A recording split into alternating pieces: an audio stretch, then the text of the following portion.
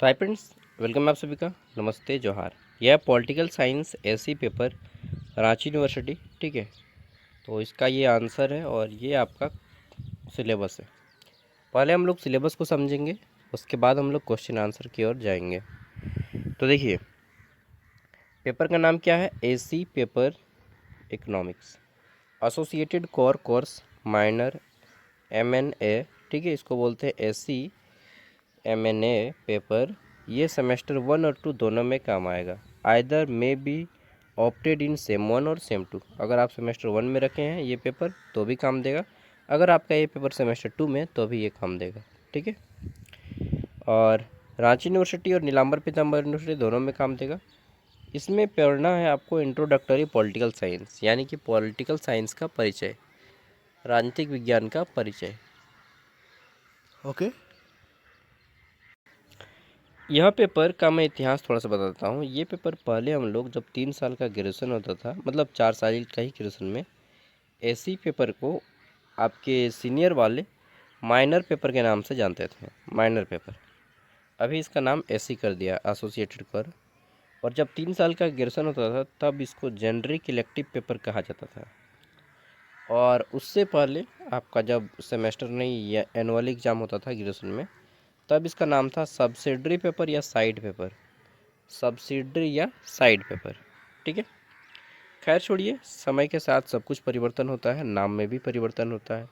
पहले honours paper बोलते थे या कोर पेपर बोलते थे, अभी नाम हो गया ऑनर्स पेपर का मेजर पेपर, MJ पेपर। ठीक है, आने वाले टाइम में हो सकता है कुछ और नाम दे दे। तो इसके तहत पढ़ना क्या है? तो पहला यूनिट है आपका पॉलिटिकल थ्योरी, राजनीतिक सिद्धांत क्या है, इसकी विशेषता क्या है। Concept of a state and it's element, राज्य क्या है और इसके कितने तत्व होते हैं। पॉलिटिकल नॉर्म्स और democracy, meaning, types, merits and demerits. ठीक है, लोकतंत्र क्या है, इसकी विशेषताएं क्या हैं, इसके लाभ और हानि के बारे में बताना है। फिर लिबर्टी, स्वतंत्रता, समानता, बंधुत्व। ठीक है, एंड राइट यानी कि अधिकार के बारे में जानना है। फिर आता है हमारा यूनिट 2, जिसमें आपको सिटीजनशिप यानी कि नागरिकता, नेशनलाइजेशन यानी कि राष्ट्रवाद, और इंटरनेशनलिज्म यानी कि अंतर्राष्ट्रवाद, ये 3 टॉपिक को पढ़ना है। आगे देख लेते हैं। नेक्स्ट आता है हमारा यहाँ पे यूनिट 3, जिसमें आपको पढ़ना है ऑर्गन ऑफ गवर्नमेंट यानी कि सरकार के अंग। सरकार के 3 अंग होते हैं, एग्जीक्यूटिव, मीनिंग एंड फंक्शन यानी कि कार्यपालिका, इसका काम और अर्थ जानना है। लेजिस्लेटिव यानी कि विधायिका, इसका क्या काम है और इसका अर्थ जानना है। फिर है जुडिशरी यानी कि न्यायपालिका, जुडिशरी न्यायपालिका का क्या काम है और इसका अर्थ। अब आ जाता है यूनिट 4, जिसमें आपको पढ़ना है क्या, Indian freedom and party system, भारतीय फेडरलिज्म है यार, भारतीय संघवाद और पार्टी सिस्टम मतलब कि दल प्रणाली। ठीक है, characteristics, merits and demerits. Characteristics मतलब विशेषताएं, मेरिट्स मतलब क्या क्या इसके फ़ायदे हैं और क्या क्या नुकसान हैं, डिमेरिट्स। ठीक है, अंतिम टॉपिक है आपको यहाँ पे क्या पढ़ना है, कॉन्स्टिट्यूशनलिज्म, कॉन्सेप्ट एंड कैरेक्टरिस्टिक्स। संविधानवाद पढ़ना है, इसकी विशेषता और अवधारणा। ठीक है, अब चलिए मैं यहाँ पे क्वेश्चन आंसर करवाता हूँ। तो सबसे पहला प्रश्न है, राजनीति विज्ञान क्या है, व्हाट इज पॉलिटिकल साइंस। तो देखिए, पॉलिटिकल को साइंस का दर्जा दिया गया है, राजनीति को एक विज्ञान का दर्जा दिया गया है। ठीक है, इसके पीछे भी कुछ ना कुछ कारण होगा, क्योंकि यहाँ पे जो भी अध्ययन किया जाता है वो सिस्टमेटिक वे में किया जाता है, साइंटिफिक तरीके से और सिस्टमेटिक वे में, वैज्ञानिक पद्धति से और क्रमबद्ध अध्ययन किया जाता है। ठीक है, तो राजनीतिक विज्ञान क्या है? राजनीतिक विज्ञान वह शास्त्र है जिसमें राज्य, ठीक, सरकार, सत्ता और राजनीतिक प्रक्रियाओं का अध्ययन किया जाता है। राजनीतिक विज्ञान वह शास्त्र जिसमें राज्य, सरकार, सत्ता और राजनीति के कामकाज के बारे में जानकारी मिलती है, उसे हम लोग राजनीतिक विज्ञान कहते हैं। ठीक है, नेक्स्ट यहाँ पे है राजनीतिक सिद्धांत क्या है, व्हाट इज पॉलिटिकल थ्योरी। तो राजनीतिक सिद्धांत राजनीति के सिद्धांत और मूल्य और अवधारणाओं का अध्ययन है। ठीक है। नेक्स्ट, राज्य की परिभाषा क्या है? राज्य किसे कहते हैं? जैसे हमारा झारखंड राज्य है, तो ये क्या बोलेंगे, कैसे, इसका कोई परिभाषा बताइए। तो राज्य एक राजनीतिक संगठन है जिसमें एक निश्चित भूभाग है। झारखंड का एक क्षेत्रफल है, भूभाग मतलब क्षेत्रफल। तो राज्य एक राजनीतिक संगठन है जिसका एक क्षेत्रफल होता है, जिसकी एक जनसंख्या होती है, जिसमें एक सरकार होती है, और चौथा संप्रभुता। ये 4 तत्व होते हैं राज्य के। ये क्वेश्चन आता है कि राज्य क्या है, राज्य के कितने तत्व हैं। तो राज्य 4 चीज़ों से मिलकर बनती है। अगर हम किसी भी जगह को राज्य घोषित करते हैं, जैसे कि एक नया राज्य घोषित किया गया 2014 में तेलंगाना, तो राज्य बनने के लिए 4 चीज़ होना चाहिए। पहला भूभाग, यानी कि आपके पास एक क्षेत्रफल होनी चाहिए। दूसरा जनसंख्या, भाई राज्य तो वहाँ पे लोग ही रहेंगे, सिंपल सा बात है। ठीक, परी और यहाँ पे कोई स्वर्ग का आदमी तो रहने नहीं आएगा, यानी कि जनसंख्या होनी चाहिए एक। ठीक, किस स्थान पे लोग निवास करते हैं। तीसरा सरकार, उसको चलाने के लिए एक सरकार होनी चाहिए। चौथा संप्रभुता, यानी कि वहाँ के लोगों में आपसी सहमति होनी चाहिए। ऐसा नहीं कि सब अपने में लड़ मरते हों। ठीक है, तो राज्य बनेगा? नहीं बनेगा। तो राज्य बनने के लिए ये 4 तत्व होने चाहिए। बहुत इंपॉर्टेंट क्वेश्चन है, इसलिए मैं इसको बार बार बताया। नेक्स्ट, राज्य के तत्व कितने होते हैं? 4 तत्व हैं। अभी मैंने बताया कि राज्य के 4 तत्व हैं, जनसंख्या, भूभाग, सरकार और संप्रभुता। ठीक है, ये क्वेश्चन एक बार मैं 10+2 का इंटरव्यू देने गया था टीचर का, 10+2 टीचर पॉलिटिकल साइंस का, क्योंकि मैंने खुद पॉलिटिकल साइंस से ग्रेजुएशन किया है। पीजी पब्लिक एडमिनिस्ट्रेशन है मेरा, और बीएड मेरा लास्ट ईयर है। तो मैं गया था इंटरव्यू देने, तो हमसे पूछा गया था पोस्टकॉर्ब सिद्धांत क्या है, तो मैंने आंसर किया था। दूसरा पूछा गया था कि राज्य के कितने तत्व होते हैं, तो ये भी मैंने आंसर कर दिया था। और भी मुझसे क्वेश्चन पूछा गया था, लगभग मैंने 90% क्वेश्चन का आंसर किया था, एंड फाइनली मैं सिलेक्टेड भी था। ठीक है, बट हमको सैलरी इतना कम दिया जा रहा था कि मैं बोला नहीं, नहीं ज्वाइन करूँगा। 12,000 रुपया दे रहा था, तो बोले नहीं, छोड़ दिए सर, हम नहीं करेंगे ज्वाइन। ठीक है, उस टाइम पे मेरे पास बीएड की डिग्री नहीं थी। चलिए खैर, तो ये इम्पोर्टेंट क्वेश्चन में आता है। लोकतंत्र का अर्थ क्या है? What is democracy? लोकतंत्र, ठीक है, 2 शब्दों से मिलकर बना है, लोक और तंत्र। लोक मतलब क्या होता है? आम आदमी भाई, आम आदमी। हाँ, आम आदमी किसको कहते हैं? जनता, हम, आप, जो भी एक सिंपल पर्सन है उसको हम आम आदमी कहते हैं। ठीक है, तो लोकतंत्र, लोक और उससे बना तंत्र, यानी कि लोगों का बना तंत्र है ये। ठीक है, लोगों से बना हुआ तंत्र है, जिसमें आम आदमी ही अपना नेता का चुनाव करता है। लोकतंत्र क्या है? जिसमें लोगों का एक ऐसा तंत्र जिसमें आम आदमी अपने नेता का चुनाव करता है, इसे ही लोकतंत्र कहते हैं। सिंपल सा बात। और लोकतंत्र में सारी शक्ति जनता के पास होती है। किसके पास?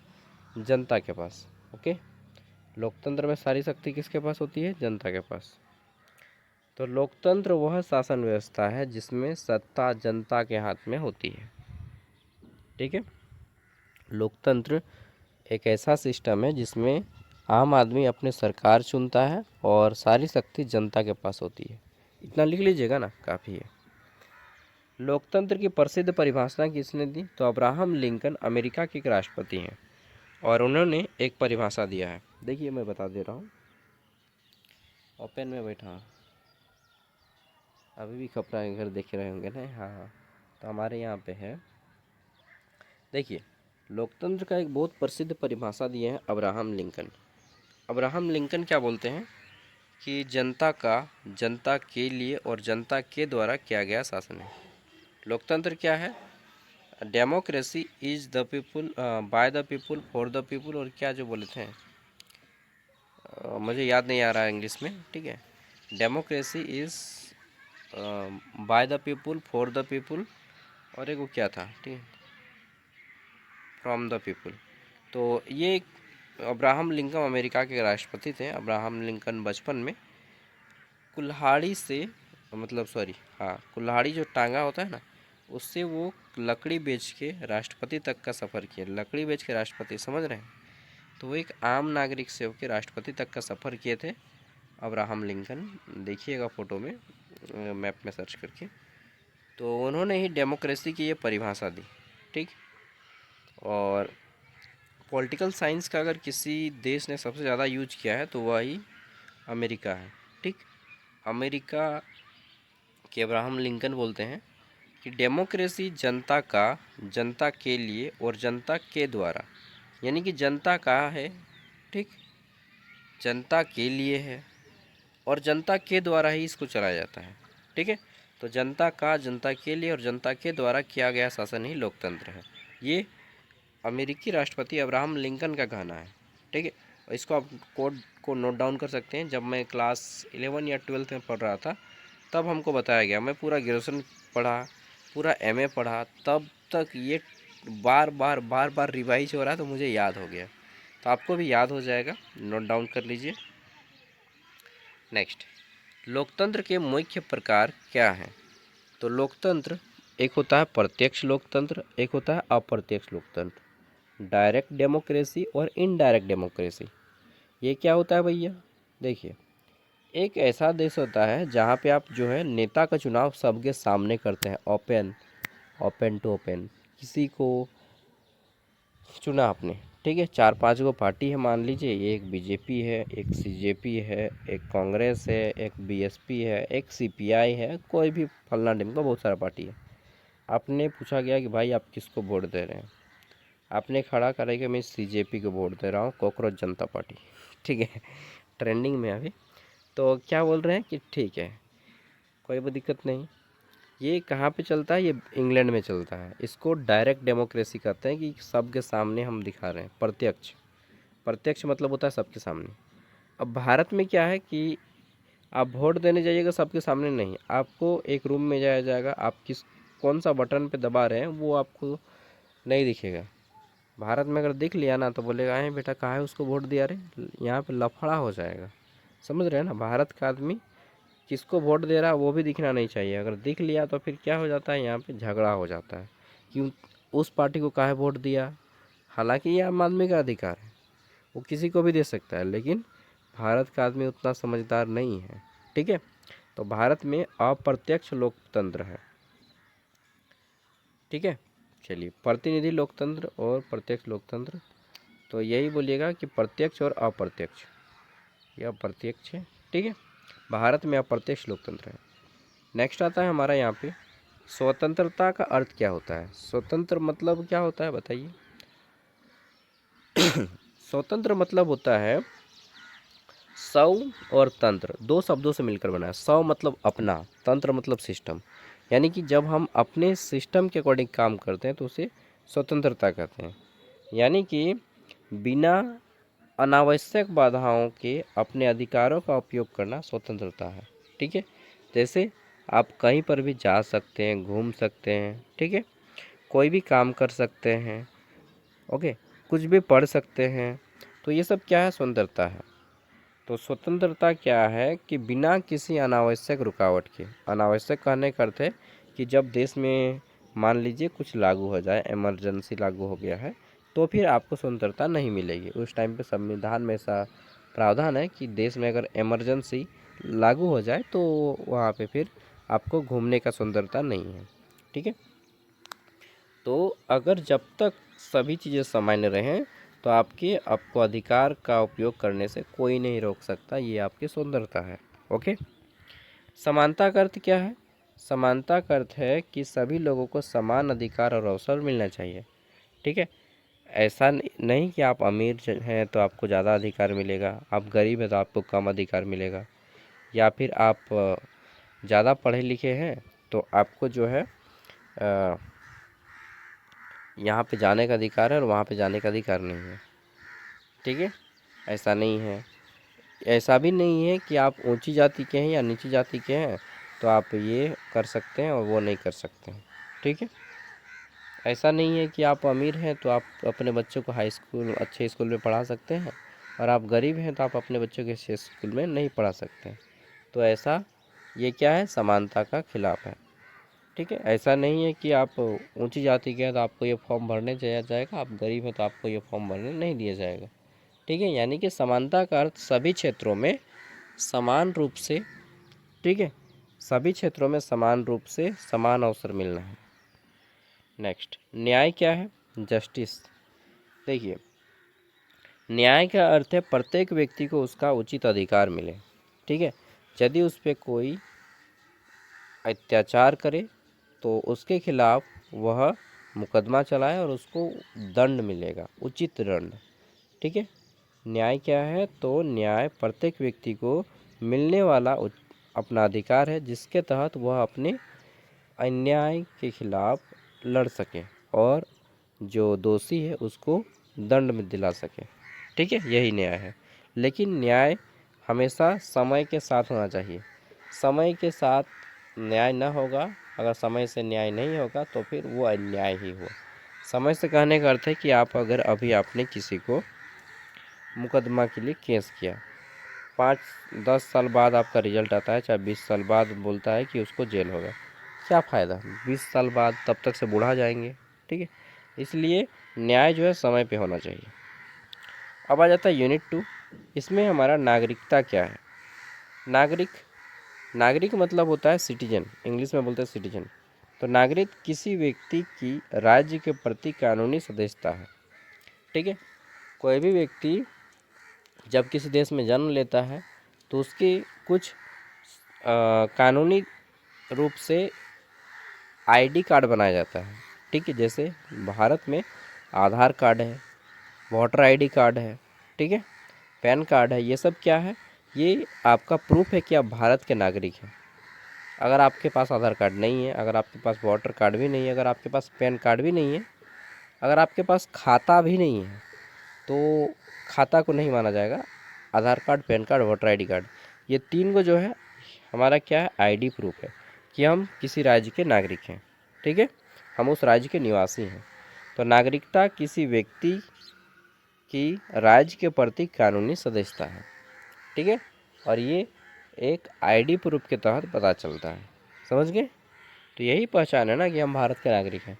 अब जो पासपोर्ट है वो भी हमारा एक नागरिकता है, ओके। नेक्स्ट, राष्ट्रवाद क्या है? नेशनलिज्म क्या है? राष्ट्रवाद वह भावना है जिसमें लोग अपने राष्ट्र के प्रति निष्ठा और गर्व महसूस करते हैं, ठीक है। राष्ट्रवाद एक भावना है जिसमें हम लोग अपने राष्ट्र के प्रति गर्व महसूस करते हैं, ठीक है, कि भारत विश्व गुरु है। किस क्षेत्र में? भारत विश्व गुरु है किस क्षेत्र में? मूर्खता के क्षेत्र में, ठीक है, माफ़ कीजिएगा, लेकिन भारत विश्व गुरु है मूर्खता के क्षेत्र में। हम लोग खाली डींगे हाँकने जानते हैं कि मेरा भारत ये था, वो था, सोने की चिड़िया था, फलना था, ढिमका था। अरे इतिहास भूल जाओ, वर्तमान में क्या है ये बताओ। वर्तमान में क्या है? बेरोजगारों का देश है। वर्तमान में क्या है? अत्याचार हो रहा है। वर्तमान में क्या है? तो यहाँ पे पढ़े लिखे बेरोजगार पाले जा रहे हैं। वर्तमान में क्या है? तो आधी जनसंख्या बीमारी से ग्रसित है, ठीक है। वर्तमान में क्या है? अशिक्षा बहुत ज़ोरों से फैली हुई है, प्रारंभ में भी फैला था और अभी भी फैला हुआ है, ठीक है। तो ये सब को दूर करना है, ठीक है। भारत को वर्तमान पे ध्यान देना चाहिए, ना कि इतिहास पे। भारत बोलता था हमारा इतिहास बहुत समृद्ध है, मैं मानता हूँ इतिहास समृद्ध है, लेकिन वर्तमान तो कमज़ोर हो गया है ना, तो कमज़ोर को ठीक करना होगा, ठीक है। चलिए, भारत में कोई व्यक्ति 5 लाख कमाता है और कोई 50,000 भी नहीं कमा पाता। 50,000 तो दूर जाए, कोई 20,000 नहीं कमा पाता महीने का, ठीक है। एक ग्रेजुएशन का पूरा पढ़ा लिखा व्यक्ति 10,000 की नौकरी के लिए दर दर भटक रहा है, तो क्या बोलेंगे इस देश को?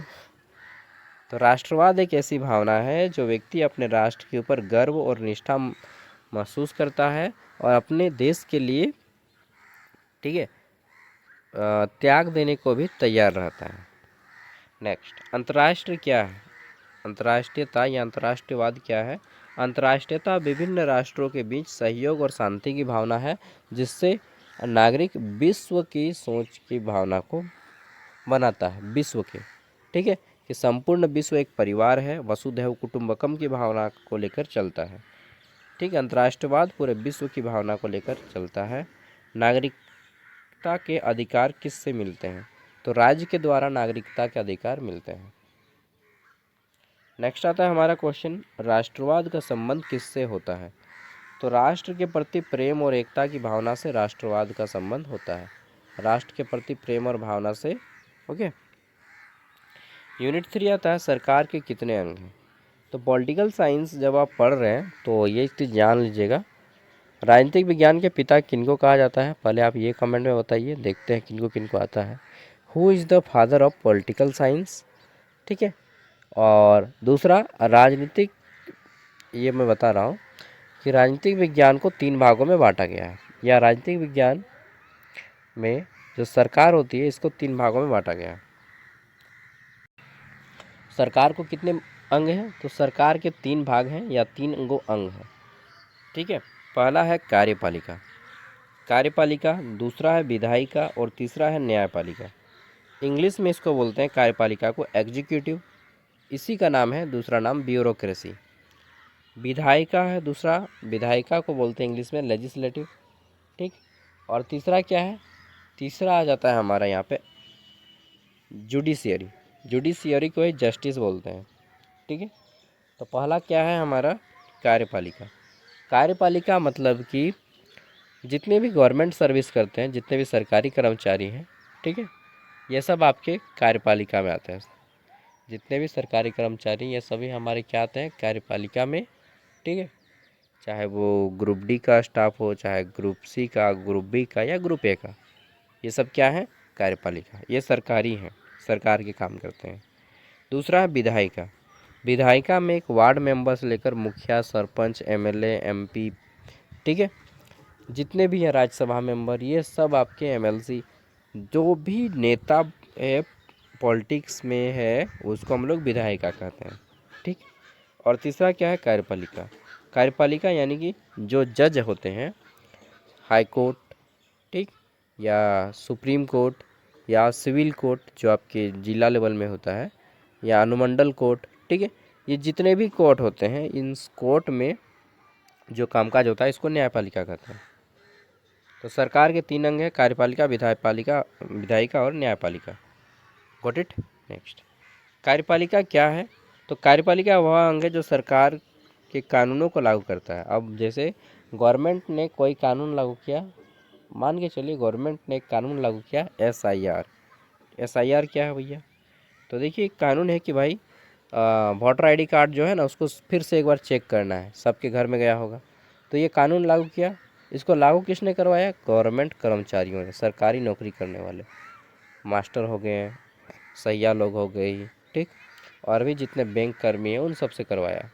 चाहे मैया योजना लागू किया, चाहे उज्ज्वला योजना लागू किया, कोई भी योजना अगर लागू करती है सरकार, कोई भी कानून लागू करता है, लॉकडाउन लागू किया, तो उसको फॉलो कौन करवाता है, सरकारी कर्मचारी वाले, समझे।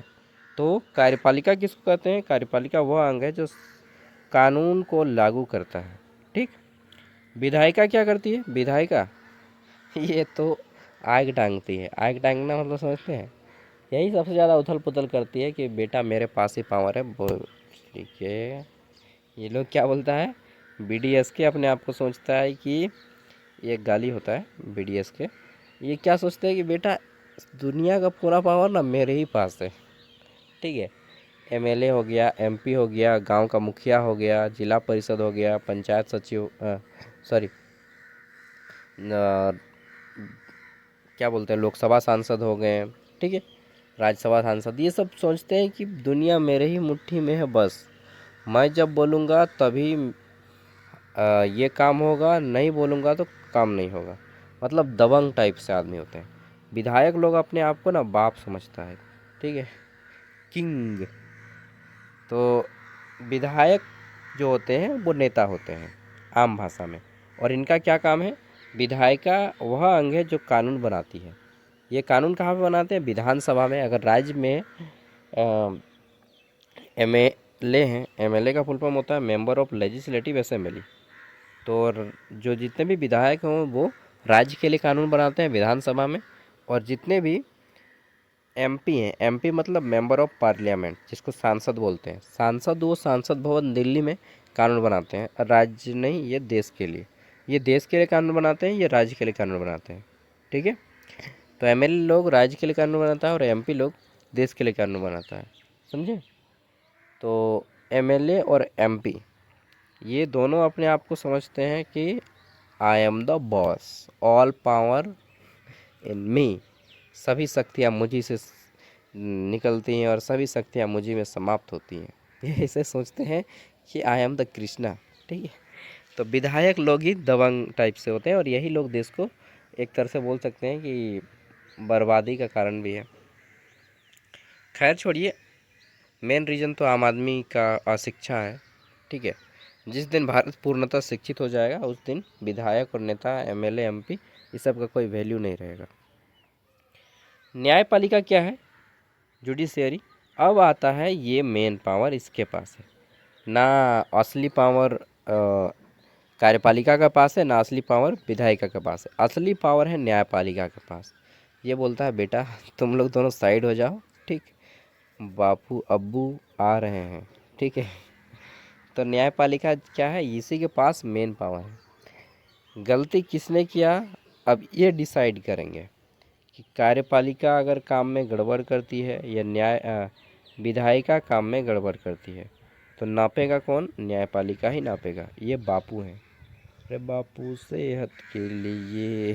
ठीक है, तो न्यायपालिका क्या है, ये बापू हैं, यही बोलते हैं कि बोलो बेटा काहे बदमाशी कर रहा था। तो न्यायपालिका वह अंग है जो कानून की व्याख्या करता है और न्याय प्रदान करता है। अगर कार्यपालिका या विधायपालिका कोई गलती करती है तो उसको दंड देने का काम करता है। समझ गए बात को? बिल्कुल। नेक्स्ट, न्यायिक पुनरावलोकन क्या है? जुडिशियल रिव्यू जिसको बोलते हैं। तो न्यायालय यानी कि जो कोर्ट होता है, न्यायालय द्वारा कानूनों की संवैधानिकता की जांच करना। ठीक है, कि संविधान में जो चीज़ है वो एक्चुअल में फॉलो कर रहा है या नहीं कर रहा है, वो रियल टाइम में ऑथेंटिक है या नहीं है। ठीक है, तो न्यायालय द्वारा, कोर्ट के द्वारा कानूनों की संवैधानिकता की जांच करना। ठीक है, यही न्यायिक जुडिशियरी है। अंतिम देखते हैं और कितना क्वेश्चन है, तो और 5 क्वेश्चन है 1 मार्क्स वाले, उसके बाद 1 मार्क्स वाले कंप्लीट। और आपका 1 मार्क्स वाले से ही आपका जो बेस ना मजबूत हो जाता है। ठीक है, नेक्स्ट अगला क्वेश्चन है संघवाद क्या है? संघवाद इंग्लिश में बोलते हैं फेडरलिज्म। तो संघवाद वह व्यवस्था है जिसमें सत्ता केंद्र और राज्यों के बीच में बंट जाती है। संघवाद मतलब होता है बंटवारा। सिंपल सा आंसर, संघवाद मतलब क्या होता है, बंटवारा। ठीक है, अलग अलग राज्यों के बीच में शक्ति का बंटवारा, केंद्र सरकार और राज्य सरकार के बीच में शक्ति का बंटवारा। तो संघवाद वह व्यवस्था है जिसमें सत्ता यानी कि जो शासन की पद्धति है वो राज्य सरकार और केंद्र सरकार के बीच में बढ़ जाती है। संघवाद को ही हम लोग विकेंद्रीकरण कहते हैं। ठीक है, डिसेंट्रलाइजेशन इंग्लिश में बोलते हैं, और संघवाद को फेडरलिज्म बोलते हैं। नेक्स्ट, भारत का शासन किस प्रकार का है? तो संघीय व्यवस्था है भारत में। कैसा व्यवस्था है? संघीय, यानी कि हमारे यहाँ पे ज़्यादा पावर किसके पास? तो ज़्यादा पावर सेंट्रल गवर्नमेंट के पास है, स्टेट गवर्नमेंट के पास कम पावर है। ओके, नेक्स्ट, राजनीतिक दल क्या है? What is a political party? तो राजनीतिक दल लोगों का ऐसा संगठन है जो सत्ता प्राप्त करने का प्रयास करता है, कुर्सी प्राप्त करने का प्रयास करता है ना। और राजनीतिक दल 2 प्रकार के होते हैं, एक होता है क्षेत्रीय दल, रीजनल पार्टी, एक होता है राष्ट्रीय दल, ठीक, नेशनल पार्टी। क्षेत्रीय दल जैसे कि आपने जेएमएम का नाम सुना होगा, आजसू का नाम सुना होगा। ठीक है, ये सब हमारे क्षेत्रीय दल हैं जो किसी राज्य तक ही सीमित हैं। और राष्ट्रीय पार्टी क्या है? राष्ट्रीय पार्टी जो पूरे देश के लिए है। ठीक है, जो एक से अधिक राज्यों में फैली है, जैसे कि बीजेपी, कांग्रेस, ठीक, CPI communist party of India, BSP, ठीक है, बहुजन समाजवादी पार्टी, आम आदमी पार्टी, ये सब क्या है? National party. नेशनल पार्टी एक से अधिक राज्यों में फैली हुई है। ठीक है, संवैधानिकता क्या है? What is constitutionalism? तो संवैधानिकता वह सिद्धांत है जिसमें सरकार संविधान के अनुसार कार्य करती है। सरकार जो है संविधान के आधार पर काम करती है। ठीक, अंतिम क्वेश्चन है 1 मार्क्स वाले में कि संविधान क्या है? What is constitution? तो क्या है? यह एक लिखित दस्तावेज है, किताब है। संविधान एक लिखित किताब है जी। भारत का संविधान क्या है? तो एक लिखित किताब है। भारत का संविधान विश्व का सबसे बड़ा लिखित संविधान है। तो संविधान वह सर्वोच्च कानून है जो राज्य की शासन व्यवस्था को निर्धारित करती है। ठीक है, आप बोलिएगा कि संविधान एक कानून की किताब है जो राज्य की शासन व्यवस्था चलाने का काम करती है। सिंपल सा बात। ठीक। अच्छा, संविधान और कोर्ट दोनों में अगर टकरार हो जाए तो वो किससे चलेगा? संविधान के आधार पर चलेगा, क्योंकि जो कोर्ट में जो काम होता है ना वो संविधान को पढ़ के ही होता है। ठीक है, तो देखिए मेरा एक रूल है, मैं जब भी पढ़ाता हूँ तो क्या होता है कि 20 से 25 मिनट में एक ब्रेक लेता हूँ, लेकिन यहाँ पे हमारा ब्रेक 30 मिनट में लिया जा रहा है। हमारी क्या है कि हाल ही में फीवर आया था तो अभी भी मेडिसिन चल रहा है। फीवर ठीक हो गया है, हालांकि माथा दर्द अभी भी है थोड़ा थोड़ा। ठीक है, तो खांसी वगैरह हो ही जाता है। और 20 से 25 मिनट तक एक क्लास होना चाहिए, उसके बाद 5 मिनट का ब्रेक होना चाहिए। 5 मिनट का ब्रेक में आप घूम के आइएगा। हमारी आंखें जो है स्क्रीन को लगातार देख देख के थक जाती हैं। ठीक है, तो आपको क्या करना है, 5 मिनट का ब्रेक लेना है। उसमें आप टॉयलेट करके आइए, चाहे आप पानी पी के आइए, चाहे आप कुछ खा के आइए, चाहे थोड़ा सा घूम के टहल के आइए। मतलब मोबाइल को 5 मिनट के लिए नहीं देखना है, प्रत्येक 20 से 25 मिनट में। यहाँ पे टाइम थोड़ा ज़्यादा हो गया। ठीक है, तो वीडियो को रोक लीजिए और जाइए घूम घाम के आइए। मैं भी वीडियो को रोक के आता हूँ घूम घाम के।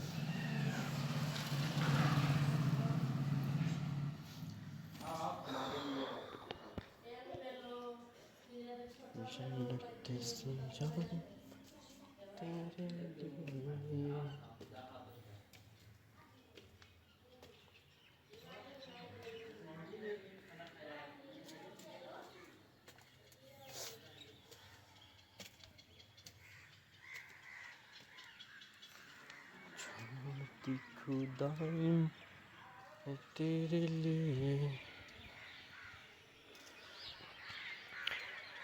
अरे यार सॉरी। देखिए अब हम लोग करते हैं क्या, तो सभी जितने भी क्वेश्चन आंसर है वो अब मैं आपको दिखा देता हूँ। ठीक, ये 58 पेज का पीडीएफ है।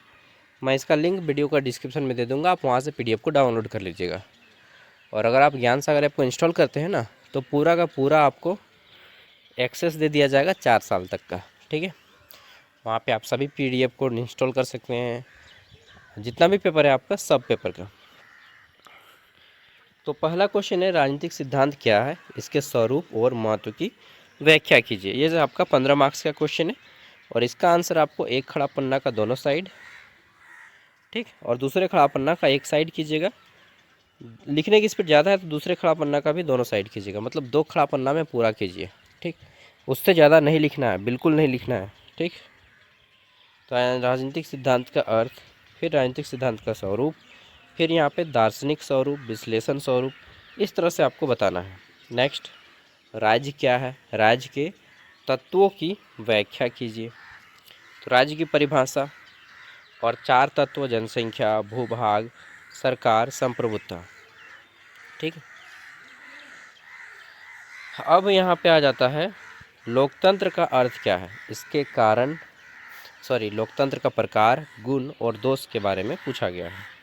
तो लोकतंत्र जनता द्वारा, जनता के लिए और जनता का शासन है, जो अब्राहम लिंकन ने दिया है उसी को यहाँ पे लिख दिया गया है। एक होता है प्रत्यक्ष लोकतंत्र, एक होता है प्रतिनिधि लोकतंत्र। ठीक, लोकतंत्र के गुण, अच्छा, लोकतंत्र से पहले राजतंत्र चलता था, राजाओं का तंत्र। ठीक है, जिसमें राजा का बेटा ही राजा बनता था। स्वतंत्रता का अर्थ और उसके प्रकार की व्याख्या करें। स्वतंत्रता कितने प्रकार के होते हैं। ठीक, तो एक होता है प्राकृतिक स्वतंत्रता, जो मनुष्य को जन्म से प्राप्त होता है, जैसे श्वास लेने का अधिकार, ठीक है, पानी पीने का अधिकार। नागरिक स्वतंत्रता, राजनीतिक स्वतंत्रता, आर्थिक स्वतंत्रता। आर्थिक स्वतंत्रता माने कोई भी बिजनेस व्यापार कर सकता है। राजनीतिक स्वतंत्रता माने वोट देने का अधिकार। ठीक है, समानता और न्याय की अवधारणा की व्याख्या करें। समानता क्या है और न्याय क्या है, इसके बारे में बताइए। ठीक है, तो ये सब क्या क्वेश्चन है, वो यूनिट 1 के। अब आ जाता है यूनिट 2। प्रत्येक यूनिट से आपको 4 क्वेश्चन, 3 क्वेश्चन या 5 क्वेश्चन मिलेंगे, उससे ज़्यादा नहीं मिलेंगे। यूनिट 2 से है नागरिकता क्या है, इसके महत्व और प्रकार की व्याख्या करें। ठीक है, तो नागरिकता किसी देश का या राज्य का आप नागरिक हैं, ये प्रूफ देता है। ठीक, इसमें राजनीतिक अधिकार, जिससे कि वोट देने का अधिकार, नागरिक अधिकार, स्वतंत्रता और समानता, और सामाजिक अधिकार मिलता है। ठीक है, चलिए ये आपको पढ़ लेना है। आगे देख लेते हैं नेक्स्ट। तो राष्ट्रवाद क्या है, ठीक, नेशनलिज्म क्या है, इसके स्वरूप की व्याख्या कीजिए। ठीक है, व्हाट इज नेशनलिज्म, राष्ट्रवाद क्या है, ये पूछा गया है। चलिए अब मैं वीडियो को ज़्यादा लंबा नहीं खींचता हूँ, आप लोग ना कर लीजिएगा। इसका लिंक मैं वीडियो का डिस्क्रिप्शन में दे रहा हूँ, पीडीएफ का, तो पीडीएफ पढ़ के ही आंसर कर लीजिए। अगर आप पूरा पीडीएफ पढ़ना चाहेंगे तो मैं बता रहा हूँ 3 घंटे में पूरा पीडीएफ पढ़ के ख़त्म कर लीजिएगा, और सब कुछ समझ में भी आ जाएगा। ठीक है, अंतर्राष्ट्रीयवाद क्या है या अंतर्राष्ट्रीयता क्या है, इसके उद्देश्य और महत्व के बारे में पूछा गया है। ठीक, नेक्स्ट चौथा क्वेश्चन है हमारा यहाँ पे, नागरिकता और राष्ट्रवाद के बीच में अंतर बताइए। नागरिकता क्या है और राष्ट्रवाद क्या है, ये अंतर, और राष्ट्रवाद और अंतर्राष्ट्रीयवाद के बीच में अंतर, दोनों पढ़ लीजिएगा, ख़त्म हो जाता है। फिर आता है यूनिट 3, इससे भी 5 क्वेश्चन है। कार्यपालिका क्या है, इसके कार्यों के बारे में बताइए। ठीक, एग्जीक्यूटिव के बारे में, जो कानून को लागू करने का काम करता है। फिर आता है विधायिका क्या है, इसके काम के बारे में बताइए। विधायिका के बाद आएगा न्यायपालिका, न्यायपालिका क्या है, इसके काम के बारे में बताइए। ठीक है, तीनों का। फिर आ जाता है न्यायिक पुनरावलोकन, जुडिशियल रिव्यू क्या होता है, इसकी विशेषता बताइए, जिसमें संवैधानिक जो प्रावधान है उसको दोबारा जांच किया जाता है। ठीक है, अंतिम क्वेश्चन है यूनिट 3 का, कि सरकार के तीनों अंग, कार्यपालिका, विधायपालिका और न्यायिका के बीच में संबंध क्या है, ये बताइए। ओके, अब आ जाता है यूनिट 4। ठीक है, इसमें है भारतीय संघवाद क्या है, ठीक, इंडियन फेडरलिज्म क्या है, इसके प्रमुख विशेषता बताइए। तो पहला क्वेश्चन तो यही हो गया, संघवाद जिसमें शक्ति केंद्र और राज्य सरकार के बीच में बढ़ जाती है। देखिए सारा कॉन्सेप्ट मैंने आपको समझा दिया है, जो मेन पॉइंट था, बाकी आप आराम से कर लीजिएगा। भारतीय दलीय व्यवस्था की विशेषता बताइए। ठीक है, पॉलिटिकल पार्टीज, क्षेत्रीय पार्टी, राष्ट्रीय पार्टी। ठीक है, गठबंधन सरकार, जब दो पार्टी मिलके राजनीतिक सरकार बनाते हैं तो उसको गठबंधन सरकार बोलते हैं। फिर आता है संवैधानिकता क्या है, इसकी विशेषताओं के बारे में बताइए। यार अब कुछ क्वेश्चन आपको एक्स्ट्रा मिल जाएंगे यहाँ पे।